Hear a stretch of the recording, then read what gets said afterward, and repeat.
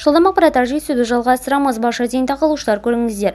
Ассалаумағалейкум қазақ елі, Қазақстанда болып жатырған ең соңғы ресми жаңалықтарды алғашқы қатарында біліп отырыңыз келе ме? Ендеше арнамызға жазылыңыз, осы видеомызға лайк басайтыңыз.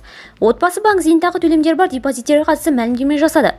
Отбасы банкінің 240 мыңға жуық салымшысы қуанышты хабар алды. Оларға бұл жолғы зейнетақы төлемдері аударылған депозиттердің алдағы жылға дейін жинақтауға рұқсат етілді. Сондай-ақ ерлі-зайыптыларға және олардың жақын туысқандарына безет бар депозиттерге табыстауға болады. Егер отбасы банк салымшысы өз депозитін безет толтырса, онда 3 жылдың ішінде салымын міндетті түрде пайдалану тиіс еді. Яғни аталмыш жинақ шотты несиеге айландыру қажет болатын.